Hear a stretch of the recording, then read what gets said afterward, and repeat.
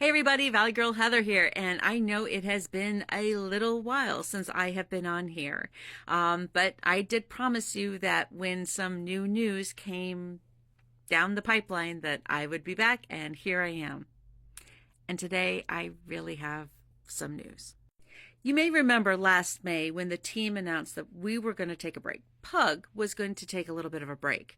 We needed to because the few years prior to that, really since the pandemic, a lot of changes had come down the pipeline and we had really started to see the effects of some various issues on a number of different fronts that really needed to be addressed. So we decided that we were going to take a break. We were going to go do separate projects and we were going to kind of rekindle that fire and see what came out of it. And we were going to really examine from top to toe every aspect of our tiny little indie business and see what we could do, what changes we could make to move forward into 2025, which is now here, and beyond, to be successful.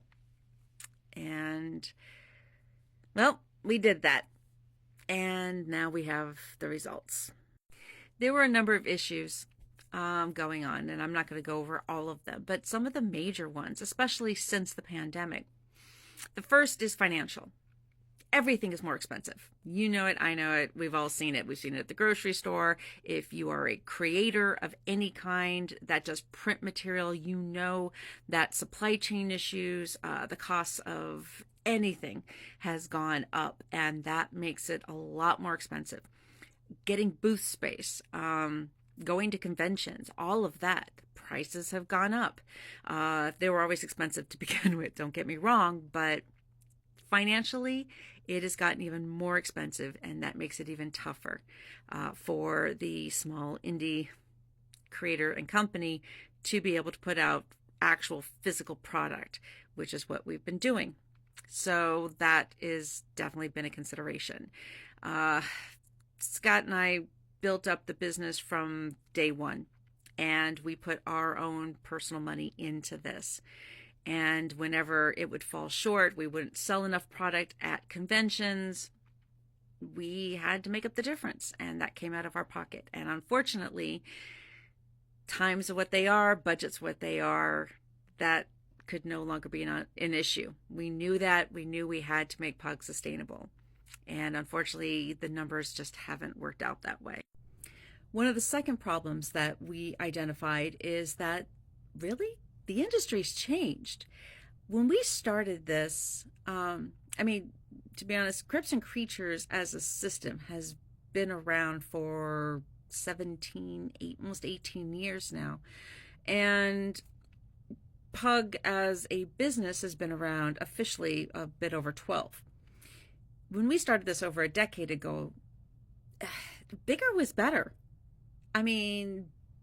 Bigger rule books, more. Everything had to be these libraries filled with books and supplements and you name it. And that's part of what prompted Pug in the first place. That's what brought us about. We wanted to bring a much easier entry into gaming. And I believe we did that. But over the last decade, so have a lot of other people, a lot of other companies, a lot of other creators. Now, don't get me wrong. That's not a bad thing. That's a great thing.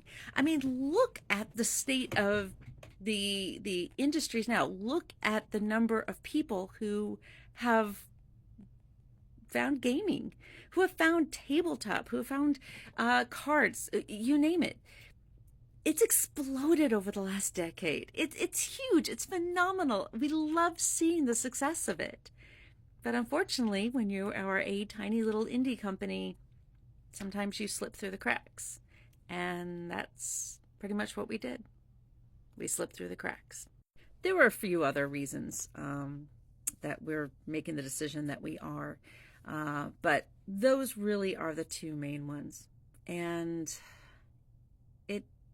it hurts to say that the book at least this chapter of Pick Up and Go Games has come to an end. We are not completely and utterly done. No, we still have contracts. We still have some partnerships that we are in the midst of at various stages, and we are absolutely 100% committed to those. We are going to work with them. We are going to complete them. We are going to support them all the way through. Those are not ending whatsoever. Those are what dear to our heart, and we will absolutely not be running out on those. Those are going to happen. Saber as a system. Saber at this point is a little bit in limbo because we don't know. We want to release it. We don't know if we will just go ahead and release it as a PDF once it's done up in our drive-through RPG shop or online, or we'll see maybe if another company would like to acquire a new system fully set and ready to go, and maybe somebody else will pick it up and we'll be able to sell it through them. I don't know. I have no idea, but I know we're not giving up on it because it's a great system. James has done an incredible job with the design of it, and we are still running playtests of the Saber game at GaryCon next month. Speaking of conventions, yes, we will be at GaryCon. In fact, GaryCon will be our last official convention as Pick Up and Go Games. We do have a booth. We will be selling whatever remaining product we have. You can always come by we have a bunch of adventures still. I believe we still have some of our storyless dungeons that can easily be plugged into almost any scenario. We can easily give you information on an errata on how to convert whatever stats that we have into, say, 5e or maybe other systems, or we give some information on how to do that. So feel free, come by, grab something, grab some adventures, grab whatever. And we're also going to be holding a modified version of the Headmaster's Riddle Challenge for the very last time. Well, at least for now. I hope it'll come back at some point. I love writing those riddles. So we come by our booth at GaryCon. We'll be right across from Chaosium Con, as a matter of fact. It'll be great, right next to Elflair Games. And so, yeah, come help us at GaryCon, close this chapter on Pick Up and Go Games, and I'm not going to say goodbye. It's more like we'll see you later, but there's still more.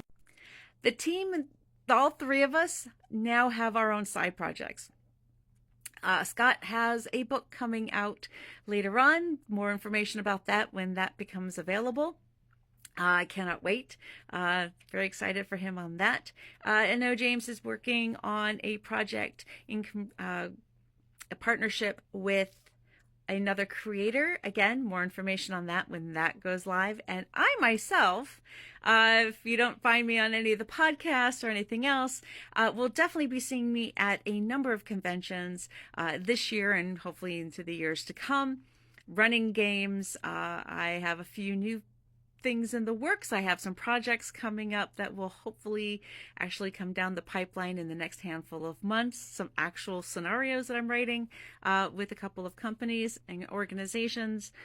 And I have signed on as the social media manager for Skydon Game Studios, Esper Genesis, and the upcoming Phantasy Star TTRPG. So you will still see all of us.